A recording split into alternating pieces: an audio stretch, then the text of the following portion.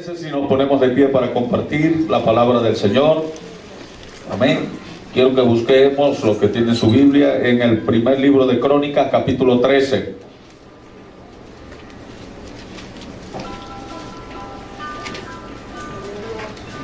Primer libro de Crónicas, capítulo 13, vamos a leer desde el versículo 1. Amén. Dice: entonces David tomó consejo con los capitanes de millares y de centenas y con todos los jefes. Y dijo David a toda la asamblea de Israel: si os parece bien y si es la voluntad de Jehová nuestro Dios, enviaremos a todas partes por nuestros hermanos que han quedado en todas las tierras de Israel, y por los sacerdotes y levitas que están con ellos en sus ciudades y ejidos, para que se reúnan con nosotros, y traigamos el arca de nuestro Dios a nosotros, porque desde el tiempo de Saúl no hemos hecho caso de ella. Y dijo toda la asamblea que se hiciese así, porque la cosa parecía bien a todo el pueblo. Entonces David reunió a todo Israel, desde Sior de Egipto hasta la entrada de Hamat, para que trajesen el arca de Dios de Kiriat Jearim.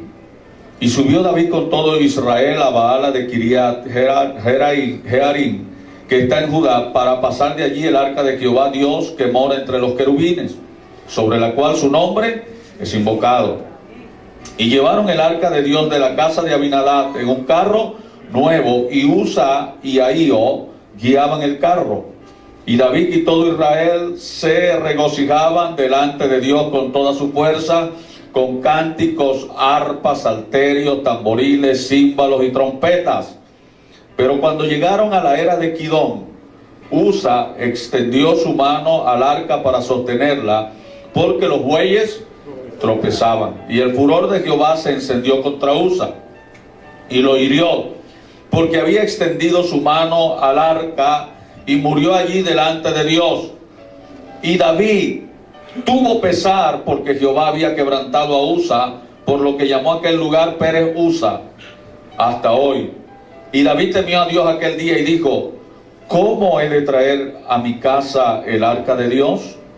Y no trajo David el arca a su casa en la ciudad de David, sino que la llevó a casa de Obed Edom Geteo. Y el arca de Dios estuvo con la familia de Obed Edom en su casa 3 meses, y bendijo Jehová la casa de Obed Edom y todo lo que tenía. Amén. Amén. Padre, te damos gracias. Pedimos que tu presencia misma pueda estar sobre nosotros en esta tarde, en este día, en esta mañana, Señor, en esta casa. Gracias por los que estamos acá, por los que nos hemos congregado hoy, por los que pudimos llegar a tu casa para exaltar tu nombre, para bendecirlo, porque estamos aquí, Dios, con el propósito de levantar tu nombre en alto en primer lugar, y segundo, Dios, de recibir de ti lo que tú tienes para nosotros en esta mañana. Por eso te pido que bendigas a tu iglesia, que bendigas a tu pueblo de una manera sobrenatural, y que puedas bendecirme a mí para ser canal de bendición para tu iglesia en esta mañana, y que podamos edificar a tu cuerpo de una manera, Dios mío, especial. En el nombre de Jesús te lo pedimos, te damos la gloria. Amén y amén. Tome asiento, por favor. Quiero disertar sobre esta palabra que está específicamente en el versículo 12, la interrogante que hace David una vez que intenta traer el arca de Dios a Jerusalén, y que leímos el relato, todo lo que ocurre. David se hace una interrogante, se hace una pregunta, dice: ¿cómo he de traer a mi casa el arca de Dios? ¿Cómo traer el arca de Dios a mi casa? Es la pregunta. ¿Cómo traeré el arca de Dios a mi casa? Y lo primero que tenemos que entender, ¿qué era el arca de Dios? ¿Cuál era la situación y por qué era tan indispensable para David transportar el arca a su casa? Obviamente el arca de Dios era el lugar donde él habitaba en el Antiguo Testamento. Era el lugar donde Dios habitaba. En ese tiempo no era como ahora. que podemos disfrutar de la presencia de Dios o del Espíritu Santo en el lugar donde le busquemos. En el tiempo de David o en el tiempo del Antiguo Testamento, el arca era el lugar específico donde el pueblo debía ir para consultar a Dios. Era el lugar donde Dios daba dirección y donde Dios administraba a su pueblo. ¿Están aquí? Amén. El arca era tan especial y Dios la había mandado a construir con órdenes específicas cuando construyeron el tabernáculo. Recuerden que el tabernáculo era la tienda donde Dios se iba a comunicar, era el templo, era el lugar donde la gente tenía que ir para tener sus encuentros con Dios. Pero el arca estaba en una parte señalada del tabernáculo y específicamente el arca estaba en el centro del tabernáculo. Y en el centro del tabernáculo estaba un lugar que se llamaba lugar santísimo y era allí donde estaba el arca, señalando que ese lugar tenía que ser santo. ¿Alguien puede entender y decir amén en esta hora? Es decir, que el arca tenía el sentido de la santidad de Dios expresada en ella. ¿Estoy explicando? Si representa la presencia de Dios, es el sentido de la santidad de Dios lo que estaba representado en el arca. Por eso estaba en el centro, señalando que debe estar en el lugar preponderante en nuestras vidas. Si yo fuera usted, dijera amén para animarme. Amén. Sé que están aquí ahora. Aleluya. Entonces, allí estaba este lugar. Según se detalla en la Biblia, en ella se guardaban las 2 tablas de la ley y la vara de Aarón que había reverdecido, y también se guardaba el maná con el que había sido alimentado al pueblo en el desierto. Quiere decir que en el arca había dirección, había provisión, había bendición. ¿Me estoy explicando? En el arca, cuando hay presencia de Dios, usted tiene dirección, usted tiene provisión, usted tiene gracia. ¿Alguien puede decir amén en esta hora?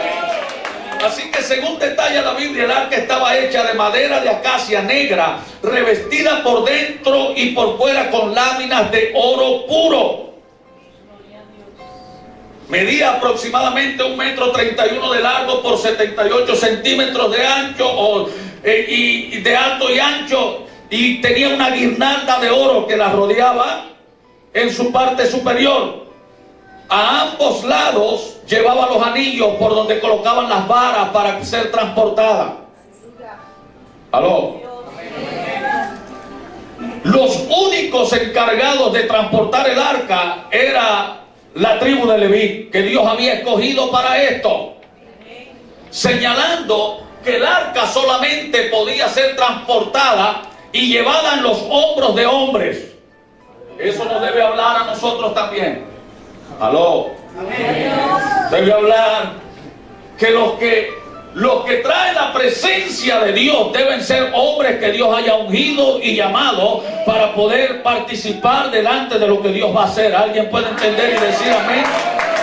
Así que todo esto estaba allí. Sobre ella había 2 querubines, había un propiciatorio que representaba lo que Dios iba. Y allí entraba, en ese santuario, en ese lugar santísimo, entraba el sumo sacerdote una sola vez al año. No era que todos los días estaba la gente en el arca. Bendita gracia de Dios para nosotros, que cada vez donde queremos invocamos el nombre de Dios y estamos en su presencia. Pero para los hebreos no era así. Una vez al año el sumo sacerdote iba al lugar, y ¿sabe? Era todo el pueblo reunido afuera esperando al sumo sacerdote, que era el que podía entrar para ofrecer el sacrificio de perdón anual por el pueblo. Por eso era que cada año tenían que sacrificar y sacrificar y sacrificar. Pero allá en Hebreo dice que ya vino un sacrificio perfecto. ¿Cuántos dicen gloria a Dios? Y que abrió el camino para que nosotros ahora podamos entrar todos los días, cada vez que quieras, los 365 días del año. Tú puedes entrar en la presencia, en el arca misma de Dios, para recibir de Él el oportuno socorro. Levanta tus manos y di amén en esta hora. Ahora el arca no era un mueble nada más. Ya les dije que representaba la misma santidad de Dios y su presencia. Por eso era que pocos tenían acceso a ella en el Antiguo Testamento. Debían ser los levitas, porque Dios los escogió como la tribu ungida para ser los guardianes de ella. Todo esto estaba personificado en la presencia de Dios que estaba allí cada vez. Los hebreos sabían de lo serio de esto, de lo que esto representaba. Dios les dijo: voy a estar con ustedes, pero a través de este medio, en la forma, en la manera que me voy a manifestar entre ustedes. Cuando haya algo que consultar, aquí estaré. Para que ustedes vengan, para que ustedes reciban dirección y reciban lo que tienen que recibir. Tienen que santificarse y entrar al lugar. Ahora, pasaron los años y cuando se pasa el tiempo, la gente tiende a cotidianizar las cosas. ¿Aló? Parece que la gente se le olvida que Dios es el mismo ayer, hoy y todo el tiempo. Que Dios no cambia. ¿Cuántos dicen gloria a Dios? Que Dios, cuando da directrices, Dios quiere ver la gente que cumpla con las directrices que Él da. Entonces ellos comenzaron a alejarse y apartarse de Dios. Una vez plantados en la tierra prometida, porque este mueble había sido hecho en el desierto cuando el pueblo estaba intentando entrar a la tierra prometida. Una vez que están en la tierra prometida, la gente se le olvida y cotidianiza el asunto y comienzan ya no a darle tanta importancia a Silo, al lugar donde llevaron el arca, y ya no ve el mismo ánimo, el mismo ímpetu. La gente no tiene la misma disposición y comienza a perderse en el interín del asunto lo serio de esto, y la gente comienza a desviarse un poco. Lo vemos en el libro de los jueces, cuando habla el libro de los jueces, que cómo el pueblo tuvo diferentes problemas, diferentes dificultades, porque se alejaban de la presencia de Dios. ¿Me estoy explicando? Amén. Y es cuando llega Samuel a la escena bíblica. Y Samuel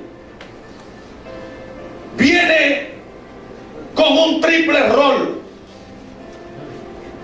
porque Samuel ejerce el ministerio de profeta, pero Samuel se convirtió en el juez que iba a acercar al pueblo a la presencia de Dios.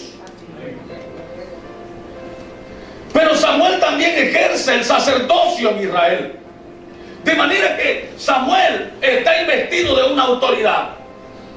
Y es la respuesta de Dios cuando las cosas no están saliendo como Dios quiere, porque Dios siempre tendrá una respuesta a cada generación. No hay nadie que se quede. Por eso es que Dios siempre traerá respuesta, porque Dios no se queda con las manos cruzadas. A veces nosotros creemos que Dios no está actuando. Dios está actuando. Dios sabe. ¿Cuántos dicen gloria a Dios? Dios conoce mejor que nosotros cómo es que se bate el cobre. Amén. Gloria a Dios. Así que Samuel viene como respuesta a la generación de Elí, que se había desviado. Los hijos de Elí, que era el sacerdote de turno, se habían desviado y habían mancillado el arca. Tenían en poco la presencia de Dios. Habían sido desleales con la presencia de Dios.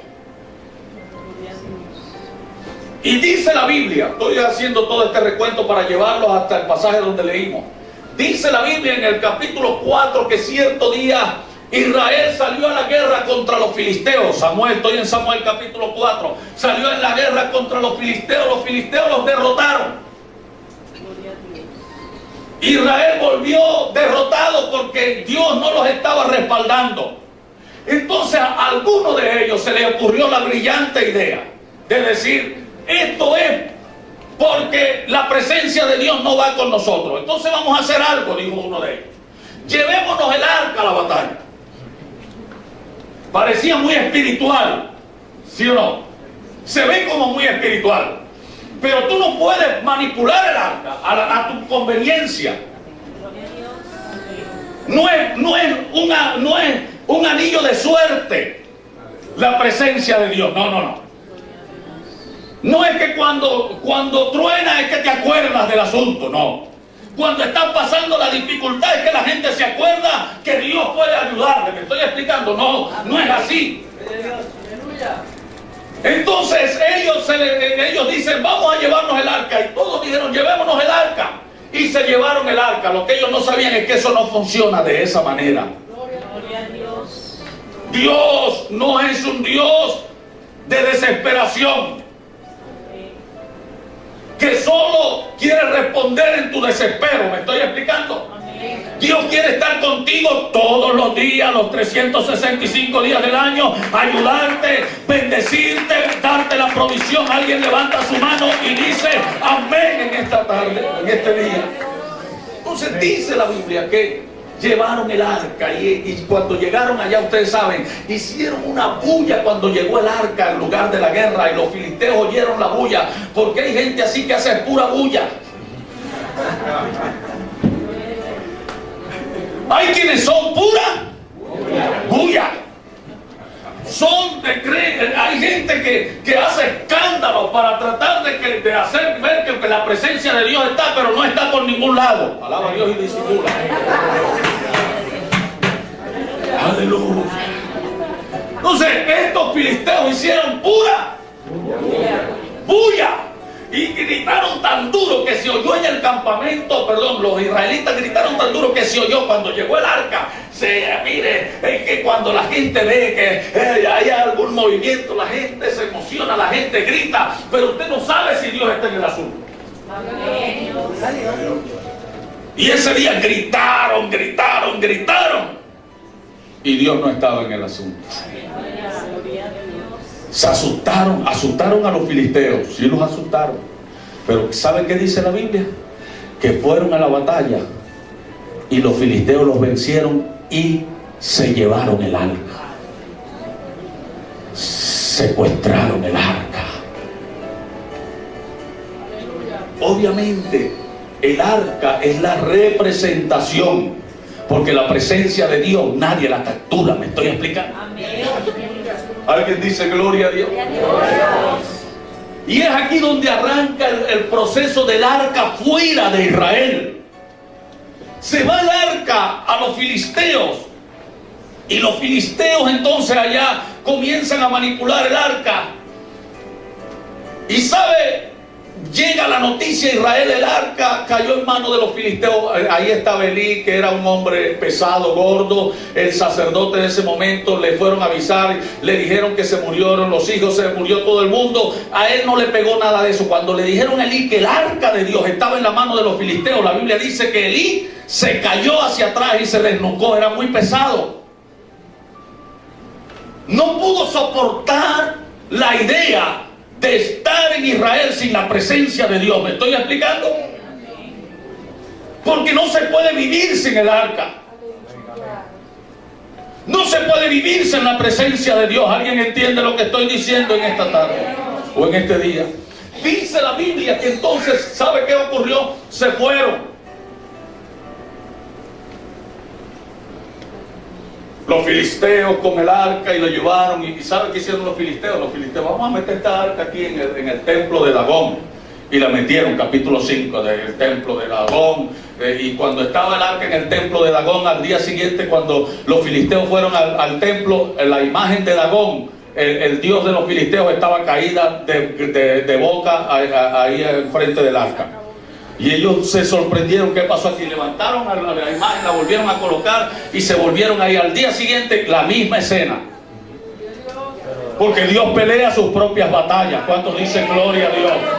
Porque cuando Dios tiene que pelear, no le está pidiendo permiso a nadie. Alguien levanta su mano y dice gloria a Dios.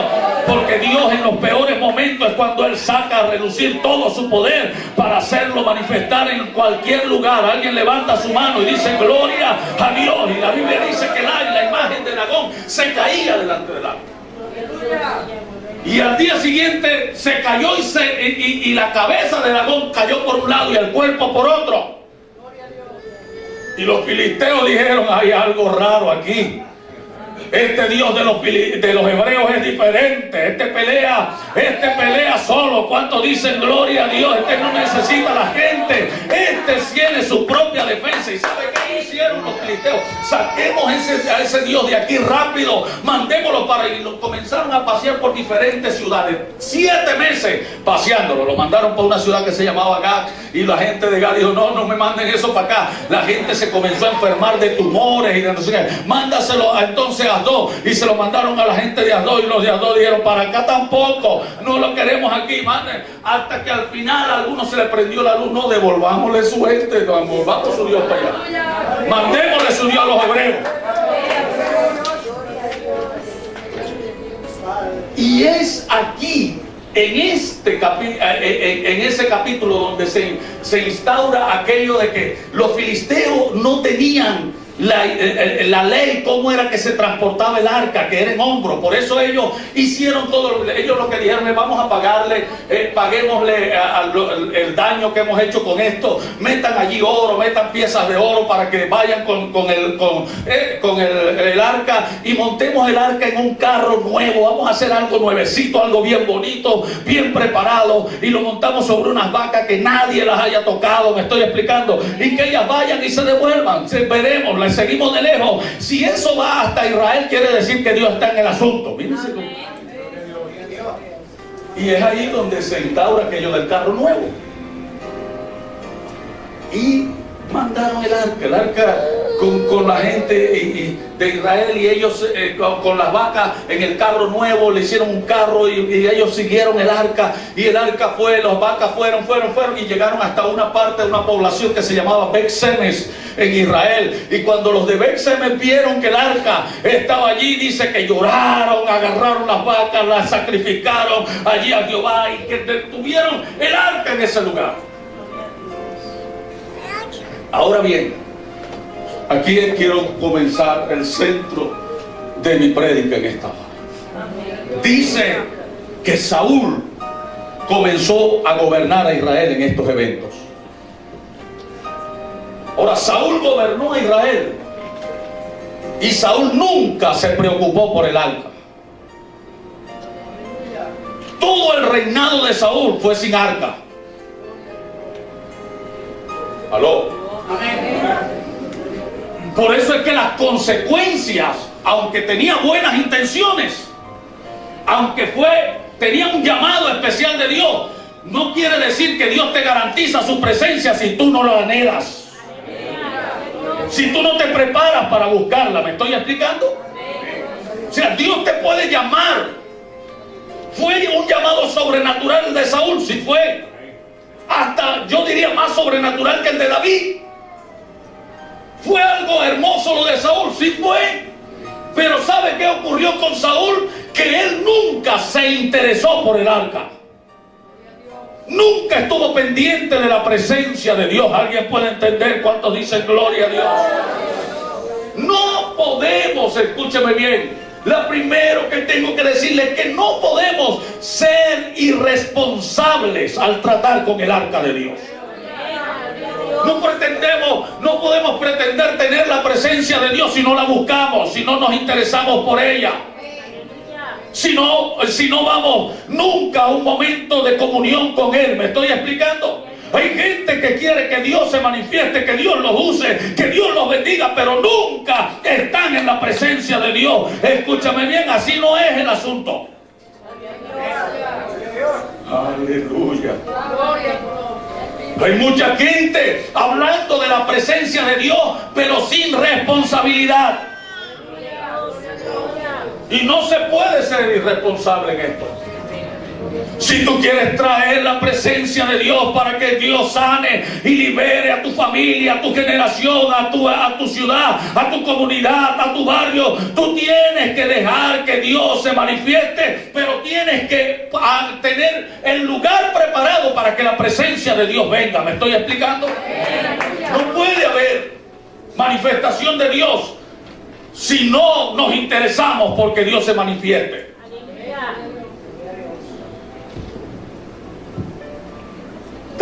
Saúl tenía la responsabilidad Y él como rey pudo haberlo hecho. Ya el arca estaba en la tierra de Israel, estaba en Bet-Semes, y no ocurrió nada. Nadie se interesó por eso. No hubo ningún líder que dijera, Saúl, tenemos que traer el arca para que Dios pueda glorificarse en medio nuestro. Nadie dijo nada, nadie se interesó, nadie le llamó o le orientó en esto, porque cuando hay un líder que pueda estar desviado de eso, los líderes que están con él pueden hacerlo volver a su verdadera comunión. Me estoy explicando. Y David sí hizo algo más. Escúchame. David preparó una gran fiesta aquí en este capítulo. Apenas David llegó al reino. Escúchenme. Usted lee el capítulo 6 del primer libro de Samuel, o del segundo libro de Samuel, y dice que David fue proclamado rey. El primer edicto, la primera ley que firmó David, el primer decreto que firmó David: hay que traer el arca aquí. David entendió: yo no puedo gobernar a este pueblo sin el arca de Dios. Yo no puedo estar delante de este pueblo si no tengo el arca de Dios de mi parte. ¿Alguien puede entender lo que estamos hablando en esta hora? David entendió que el arca de Dios era una necesidad.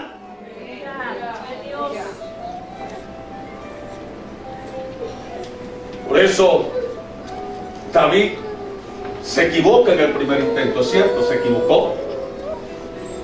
Pero ya en su corazón, su deseo ardiente era que Dios pudiera estar con el pueblo como estuvo en el tiempo de Moisés, de Josué. ¿Cuántos dicen gloria a Dios? Que Dios pudiese respaldar a su gente. ¿Alguien puede decir gloria a Dios?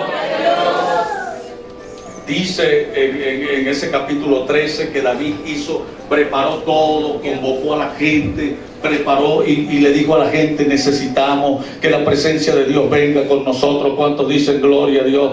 Por mucho tiempo ha sido gobernado, dijo él, aquí, y no hemos visto que la presencia de Dios se manifestó, pero queremos que esa presencia esté en este lugar. ¿Cuántos dicen gloria a Dios? Queremos que la presencia de Dios se haga una realidad en medio nuestro. ¿Alguien entiende y dice gloria a Dios? ¿Sabe qué es lo que necesitamos en Venezuela? ¿Sabe qué es lo que necesitamos en nuestra casa? ¿Sabe qué es lo que necesitamos en nuestra familia? Que la presencia de Dios siempre esté entre nosotros. Que nosotros los padres nos convirtamos en gente que pueda traer la presencia de Dios en medio nuestro. Alguien dice gloria a Dios en esta hora.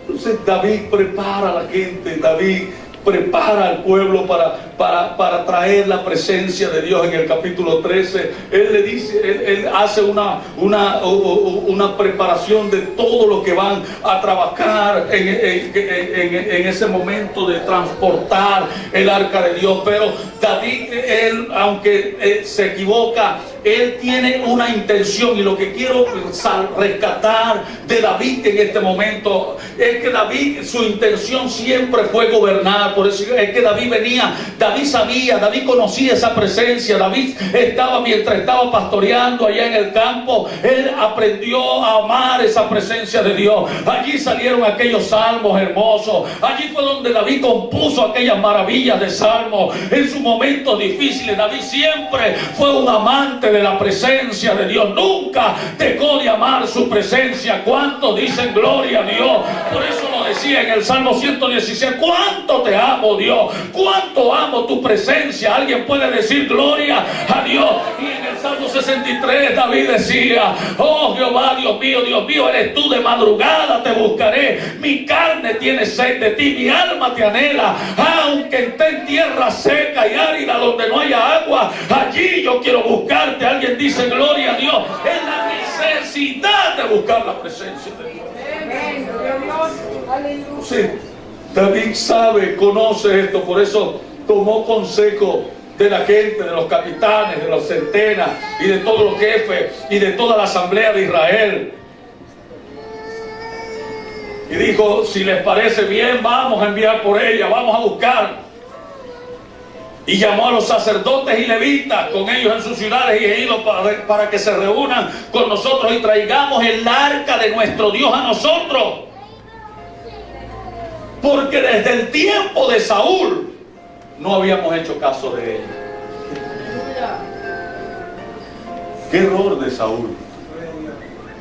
Pero David dice: queremos el arca. Queremos el arca, aleluya. ¿Cuántos quieren el arca de Dios?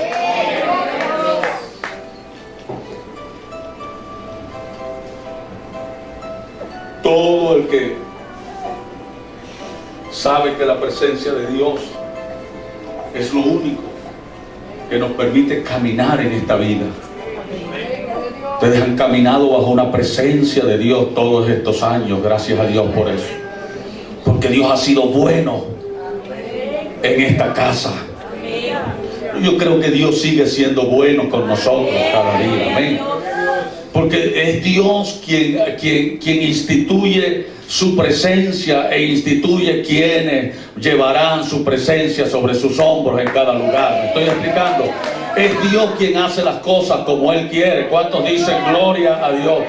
Por eso David, él sabe, él viene y él prepara el ambiente, él prepara todo. Él sabe, incluso David prepara un ambiente de fiesta porque sabe que Dios es un Dios de gozo, de alegría, de fiesta. ¿Cuántos dicen gloria a Dios? Y que cuando tú amas la presencia de Dios, entonces tú tienes que proveer ese lugar de gozo, de fiesta, de alegría. ¿Cuántos dicen gloria a Dios? Porque la presencia de Dios en nosotros producirá eso, producirá gozo, alegría, contentamiento. En medio de cualquier circunstancia, siempre Dios se levantará con su gozo sobre nosotros para hacernos disfrutar de su gracia y de su presencia. Aleluya. Aleluya. Pero en esta primera oportunidad David se equivoca, porque David tomó, ¿sabe qué tomó David? David tomó el ejemplo de los filisteos. ¿Qué fue lo que hicieron los filisteos? Un carro nuevo. Montaron y David se le olvidó que la presencia de Dios no va en carros nuevos, va sobre los hombros de hombres y mujeres que buscan a Dios continuamente. ¿Me estoy explicando? No va sobre métodos, no va sobre lo que podamos hacer. Todo lo que hacemos en la iglesia, todo lo que podamos hacer, todos los métodos, todas las estrategias que podamos tener en las iglesias son suplementarias, son complementarias, mejor dicho, de lo que Dios puede hacer con su presencia. ¿Me estoy explicando? Porque todo tiene que estar sustentado bajo la presencia de lo que Dios hace con nosotros. Alguien levanta su mano y dice amén en esta hora. Entonces, David trata de llevar el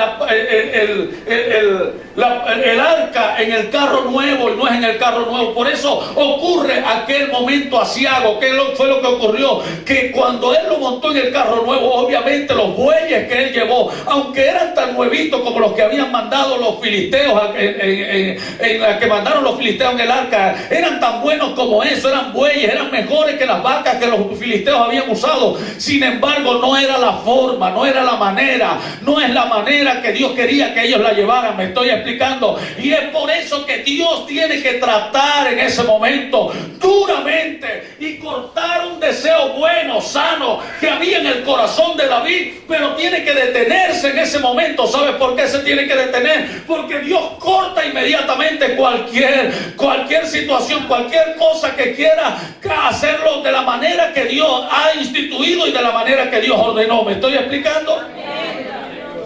Porque Dios siempre guardará sus formas y sus patrones. Porque Dios siempre tiene principios y maneras. ¿Alguien dice gloria a Dios? Por eso Dios quebrantó a Usa en ese momento. Y es la segunda que tengo que decirle. Los métodos y los programas innovadores, los carros nuevos, no pueden sustituir la forma que Dios determinó para llevar el arca. no puede. Tiene que ser en la presencia, con la presencia de Dios. Todo lo demás debe acomodarse a lo que Dios ha determinado. ¿Me estoy explicando? Todos nosotros debemos acomodarnos a lo que Dios determina de nosotros. No nosotros acomodarnos o acomodar las cosas a la forma o a la óptica que yo tengo, a mi manera, a mi forma particular de hacer las cosas. Los carros nuevos no impresionan a Dios. Ya Él declaró la forma de transportar el arca, que es en el hombro de los levitas. Son todos los hombres los que cargan la presencia de Dios, hombres y mujeres, y no los métodos y la forma. Amén, amén. Cabe la declaración de un gran hombre de Dios del siglo pasado, el gran apóstol de la oración, llamado de esta manera, Edward Bones, cuando dice: Dios no unge métodos, Dios unge hombres y mujeres. Dios no usa estrategia, Dios usa hombres y mujeres para hacer estrategias. ¿Me estoy explicando? Dios trabaja con hombres y con mujeres. Los métodos de los filisteos no valen para su pueblo. Los carros nuevos de los filisteos no valen para lo que Dios quiere hacer. David preparó todo para una gran celebración. Preparó los músicos, preparó a todo, pero mientras se hagan las cosas a nuestra manera, no podremos ver lo que Dios puede hacer. Pero qué bueno que David hace aquella interrogante entonces. ¿Cómo? ¿Cómo entonces voy a traer el arca de Dios a mi casa? En medio de este fracaso, si lo podríamos llamar fracaso o intento de traer el arca, entonces David se interroga a sí mismo y dice: ¿cómo voy a traer el arca de Dios a mi casa? ¿Cuál es la manera? ¿Cuál es la forma, pastor? ¿Cuál es la manera de poder nosotros disfrutar todo el tiempo de la presencia de Dios? Y quizás aquí tenemos mucha información de eso y ustedes han sido formados para eso. Amén. Y quizás este mensaje, esta palabra, es solamente un recordatorio de lo que ya ustedes saben y tienen en el corazón porque se les ha enseñado en esta casa. ¿Me estoy explicando? Quizás este mensaje es sencillamente una palabra que solamente le está dando una dirección, un recordatorio de lo que ya ustedes han estado viviendo en esta casa durante estos años que han estado. ¿Me estoy explicando? ¿Cómo traer el arca de Dios a la casa? ¿Cómo podemos disfrutar de eso? ¿Cómo voy a traerlos? David tuvo que detener ese intento, mandar el arca de Dios. El arca de Dios fue a la casa de un hombre que se llamaba Obed-Edom y allá estuvo 3 meses el arca. Escúcheme bien, de los meses que estuvo en los filisteos, lo que se oye en el juicio, de los meses que tuvo en la familia de los Bet-Semex, no se dice nada, ahí no pasó nada. Pero de Obed-Edom se dice que los 3 meses que tuvo el arca en la casa de Obed-Edom, Dios los bendijo. Amén. Dios los prosperó. Amén. Dios levantó su casa. ¿Cuántos dicen gloria a Dios? Dios se glorificó. ¿Cuál fue la diferencia? ¿Quién era Obed-Edom? Obed-Edom era de la familia de los porteros, de los levitas que servían como porteros en la casa de Dios. Toda su familia servía en el templo. Obed-Edom sabía lo que era tener la presencia de Dios cerca. ¿Cuántos dicen gloria a Dios? Obed-Edom sabía lo que era ministrar con la presencia de Dios. Obed-Edom sabía lo que era estar en el templo y ver el arca allí y sentir la presencia de Dios, porque Dios está presente en medio de su pueblo. Alguien levanta su mano y dice gloria a Dios en esta hora. ¿Cómo traer el arca? Es la pregunta. ¿Cómo la traigo? Número uno, lo primero que tenemos que hacer es tener un alto concepto de lo que representa el arca de Dios, la presencia de Dios en nuestras vidas. Sin ella, nosotros no alcanzamos nada. Sin la presencia de Dios, somos como metal que suena, como címbalo que retiñe. Todo lo que hagamos será bulla. ¿Aló? Suena duro, discúlpeme, suena duro, pero la palabra corta para allá y corta para acá. ¿Me estoy explicando? ¿Aló? Pero vivir, hacer las cosas para Dios sin la presencia de Dios será sencillamente un trabajito más, un tigrito más que estás matando. Pero cuando tú haces las cosas teniendo un alto concepto de lo que estás haciendo, cuando tú le sirves a Dios teniendo un alto concepto, cuando yo predico teniendo un alto concepto de lo que estoy haciendo, cuando tú ejerces tu liderazgo teniendo un alto concepto de lo que estás haciendo, cuando los músicos y los cantores celebran en este lugar teniendo el alto concepto de lo que están haciendo, cuando los que están sirviendo con los niños allá están haciéndolo teniendo el alto concepto de lo que están haciendo, entonces la presencia de Dios se hará el sello de nuevo. Levanta tu mano y dale gloria a Dios. Hará que las cosas funcionen y se engranen como tienen que ser cada vez, como debe seguir siendo. Levanta tu mano y dale gloria a Dios. Aleluya. Alto concepto. Quiero que veamos capítulo 15, si puedes colocarlo acá el video. 15, versículo 1 al 3. Un alto concepto. Capítulo 15 del primero de Crónicas. Ahí mismo cerca. Versículo 1 al 3. Tenemos que tener un alto concepto. Hizo David también casas para sí. Entonces David se fue, hizo casas para sí en la ciudad de David y arregló. ¿Qué hizo? Arregló un lugar. Tú tienes que tener en tu casa un lugar que tú lo identificas, que tú sabes cuando te llega la hora, tú dices tengo que pasar por ese lugar. ¿Cuántos dicen gloria a Dios?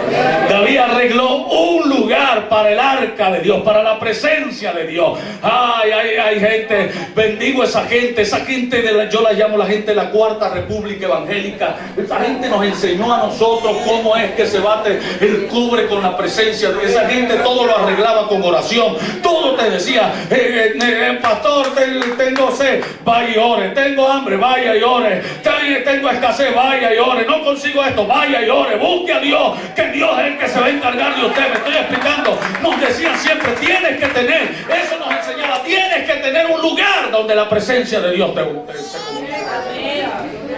Esa gente nos enseñó. Yo recuerdo, yo llegaba a la iglesia, había un lugar así que se llamaba el Anexo, tenían 18 años, 19 años, y uno llegaba y lo que hacía, mire, las luces apagadas, todo el mundo para el Anexo a orar. Allí no se iba a hablar, allí no se iba a hacer otra cosa, ahí la gente iba a conectarse con el cielo. ¿Cuántos dicen gloria a Dios? A buscar el rostro de Dios. Era el momento de la presencia de Dios, me estoy explicando. Y las vigilias tenía que haber un tiempo para que la presencia de Dios se manifestara, para que hubiese unción del Espíritu Santo, para que la gente recibiera la llenura, el bautismo. Alguien dice gloria a Dios. Eso es lo que hay que tener, un alto concepto. Nuestras actividades tienen que promover la presencia de Dios.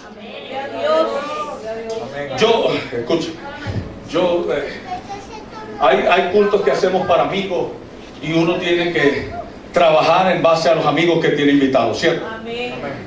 Pero yo en los cultos de la iglesia me salgo de la forma porque yo creo que estamos en la iglesia.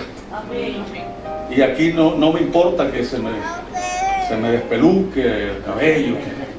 Ay, no puedo llorar porque se me va a bajar rímel. No. Bueno, Cuando tú estás en la presencia de Dios, me estoy explicando. Si tú vienes a la iglesia, arréglate bien, sí, arréglate bien. Pero si Dios te rompe el molde, alaba a Dios y disimula. ¿Cuántos dicen gloria a Dios? Cuando Dios te saque de la forma, me gusta, hay veces hay gente brincando y los demás viéndolo, ay, está como loco. No, está contenta la gente. Está alegre, me estoy explicando. ¿Sabe por qué está alegre? Porque está en la presencia de Dios. Y el que está en... levanta tu mano y dale gloria a Dios. Aleluya. Mire, sigo. David arregló un lugar para el arca de Dios y se levantó una tienda. Entonces dijo David, el arca de Dios no debe ser llevada sino por los... entendió David. Sino por los levitas. Porque a ellos ha elegido Jehová para que lleven el arca de Jehová y le sirvan perpetuamente. Sí.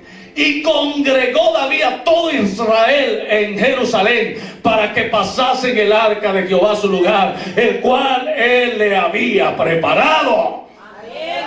Cuando tú tienes preparado el lugar, tú no tienes problema. Yo vengo a la casa de Dios, escúcheme bien, vengo, sí, estrecho la mano de mis hermanos, me gozo con ellos, pero estoy aquí. ¿Sabes por qué estoy aquí? Porque aquí está Dios. Y si Dios está aquí, las cosas hay que estar a la expectativa, porque puede haber algo que ocurra en cualquier momento. Levanta tu mano y dale gloria a Dios, porque Dios se sale, Dios rompe los moldes.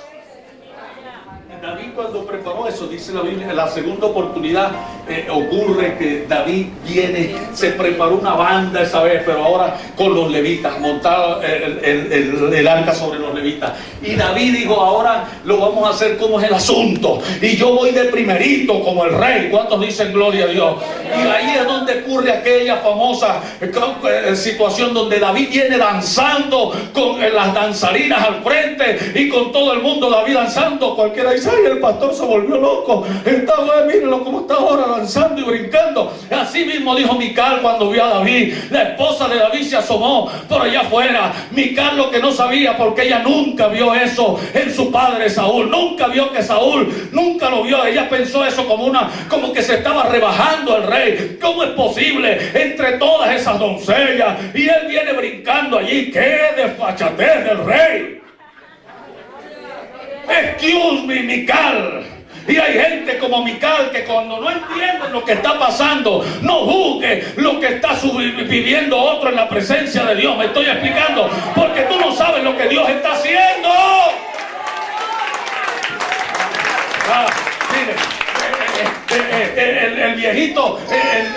El viejito Elí, cuando vio a Ana llorando en la presencia de Dios, tocada por Dios, allí, Señor, dame un hijo, Señor, es un milagro, estoy en tu casa, estoy en el arca, estoy en tu presencia, dame un hijo. ¿Sabe qué dijo Elí? Esta mujer lo que esté borracha, digiere tu vino, anda, vete para tu casa sin vergüenza.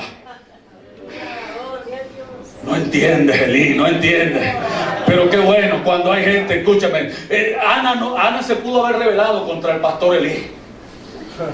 Pudo haber dicho, este pastor, ¿qué clase de pastor es este que uno viene a orar a la iglesia y lo llama a uno es borracho? Qué mal testimonio. No, ¿sabe qué dijo Ana? Ana dijo, ay, mi Señor, no me juzgue mi pastor, no me juzgue así mi sacerdote, no me juzgue de esa manera. Yo estoy aquí, usted no sabe, con una carga, pero estoy en el lugar donde esté el arca, en la presencia de Dios, buscando que Dios responda a mi oración. ¿Cuántos dicen gloria a Dios? Entonces Elí entendió, ay, cuánta sensibilidad he perdido, dijo Elí. Ay, es que tenía años que no veía a alguien con ese anhelo, con ese deseo. Me estoy explicando. Anda, vete, mujer, que Dios te conceda tu petición. Al año siguiente la petición vino. Levanta tu mano y dale gloria a Dios por eso. Aleluya. Entonces hay que tener un alto concepto de la presencia de Dios. Tienes que levantar el concepto. Dios, o sea, Dios no es una utopía, Dios es real. Amén. Tú lo necesito para todo lo que voy a hacer. Lo necesito en la universidad, en el colegio, lo necesito en el trabajo, lo necesito todos los días en esta ciudad donde hay una criminalidad creciente. Necesito que Dios me acompañe en todo lugar donde yo vaya. ¿Alguien entiende? Levanta la mano y dale gloria a Dios. Que Dios vaya contigo, que Dios te acompañe, iglesia. Número 2, lo segundo que debes hacer para traer el arca de Dios a tu casa es desear o anhelar tenerla en casa. Arregló el lugar porque quiero que ella venga aquí. Si tú quieres que Dios esté en tu casa, tú tienes que orar en tu casa. Amén. Hay gente que ora en la iglesia, no vinieron hoy. Gracias a Dios. Vienen al segundo culto, se lo decimos entonces. Qué mal testimonio. Hay gente que no entiende que la oración, que la comunión, que la devoción con Dios tiene que ser una prioridad todos los días. Estoy explicando. Y que no tiene que ser en la iglesia. Si la gente ora en la iglesia, ora los martes y los domingos nada más aquí. Porque ustedes son evangélicos como nosotros, martes y domingos. Una vez fui para allá y un culto de oración los miércoles. Oye, esto no parece evangélico. Culto de oración los miércoles. Esto oración es los martes. Qué mal testimonio. ¿Se da cuenta? Si nos cambian el día, nosotros nos cambian, ¿verdad? Nos cuesta cambiarnos el chip. Alaba a Dios y disimula. Tienes que arreglar un lugar en tu casa. Arregla tu lugar, arregla el lugar para que vaya. Número 3, ¿qué otra cosa debemos hacer para que la presencia de Dios venga? Es traerla en obediencia. Ser obediente. 15:13 de primer libro de Crónicas. David dice, pues, por no haberlo hecho así, ustedes, vosotros, él dijo vosotros, pero no, somos nosotros, dijo él. Tenían que decir nosotros. La primera vez, Jehová, nuestro Dios, nos quebrantó por cuanto no le buscamos, según su ordenanza. Es decir, si Dios dijo así, si es la forma, escúcheme, aquí no hay variante, no hay forma.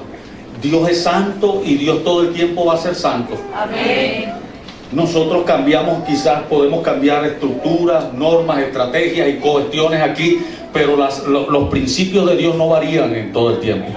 Siempre veremos a Dios como santo. Somos radicales con el pecado. El pecado tiene que estar fuera de nuestras vidas, de nuestra casa. ¿Me estoy explicando? Porque Dios es santo y todos somos santos. Y debemos de ser obedientes a Dios. ¿Me estoy explicando? Entonces aquí no hay cambio en lo que Dios determinó para nosotros. Amén. Tenemos que hacerlo según su ordenanza. Y número 4, el 14, traerla. ¿Cómo debo traer el arca de Dios? En santidad. Así los sacerdotes y los levitas se santificaron. ¿Para qué? Santificar. 6 santos, porque yo soy santo. Tú quieres que Dios esté contigo, tienes que ser santo. Tienes que guardar tu nivel de santidad. Sí, ser santo es una condición espiritual que cada uno de nosotros la tenemos. ¿Y sabe por qué la tenemos? Porque Dios nos hizo santos. Ninguno de nosotros produce santidad. A veces nosotros queremos producir santidad en la gente. ¿No se ha dado cuenta? Vístete así, camina así, habla así. Pero eso no funciona. Santidad es un estado espiritual que Dios te lo transfirió a ti. ¿No te acuerdas cuando tú llegaste también que hablabas raro, caminabas raro, te vestías raro? Sí, todos llegamos así. Algunos a veces hasta los bautizaron y todavía los cigarros salían así. Aquí no. Recuerden que yo también he bautizado. Y entonces lo bautizaron y estaba saliendo. ¿Y qué es esto, varón? Salió una estampa de José Gregorio. No, el viejo hombre está saliendo, pastor, está saliendo. No, pues. Sale el viejo hombre. Pero la santidad Dios te la imputó a ti con el sacrificio de Cristo. ¿Qué es la diferencia de nosotros? La presencia de Dios, finalizo, la presencia de Dios trae bendición. Obed-Edom fue bendecido. El arca es buena, pero el arca tiene que estar unida a una experiencia interna de nosotros. Hay cosas escondidas a veces en nuestra vida. Hay áreas en nuestra vida que no están siendo tratadas, que no hemos cedido al Señor completamente. Queremos a veces sobornar a Dios con actos, con dinero. A veces pacta aquí, trae, y creemos que traer una ofrenda, eso nos va a santificar o nos va a dar un milagro. Alaba a Dios y disimula. Entonces trae aquí, queremos sobornar a Dios con asistencias a veces. Vengo todos los días al culto, pero si no está alineado a lo que te dije anteriormente, a la obediencia, a la santidad, al lugar de devoción donde Dios puede traer su arca, escúchame, no hay nada allí. Todo esto es bueno, hay que hacerlo, pero es necesario hacerlo dejando todo aquello que nos pueda separar de la presencia de Dios. Que Dios nos ayude a todos con su presencia. Iglesia, ustedes están bien enseñados en esto. Lo único que trae victoria a nuestras vidas es que la presencia de Dios vaya con nosotros. Yo puedo ser un excelente manejador de masas. Puedo tener mucho verbo, quizás para hablar. Pero si la presencia de Dios no respalda lo que hago, escúcheme bien, címbalo que resuena, que retiñe solamente. Lo que marca la diferencia, lo que hacemos aquí, porque si no estaríamos en una charla allá en la iglesia católica. Amén. La diferencia nuestra es que aquí está Dios. Es que aquí está Dios. La diferencia de cuando los muchachos cantan es que en la alabanza Dios se mueve. Quizás no somos tan afinados cantando, pero si Dios está. Hay gente que, escúcheme, hay gente, yo he trabajado con gente que mire, oye hermano, canta bien, pero se le oye mal. Pero tienen una gracia de Dios y hay una presencia de Dios. ¿Me estoy explicando? A veces yo a veces he escuchado pastores que van y predican excelente palabra, y cuando comienzan a cantar, no pastor, no cante, siga predicando. Predica bien. Pero hay otros que no saben cantar, pero cuando comienzan a adorar a Dios, ¿me estoy explicando? Porque la adoración tiene que ver con tener comunión con la presencia de Dios. ¿Me estoy explicando? Póngase de pie en esta tarde.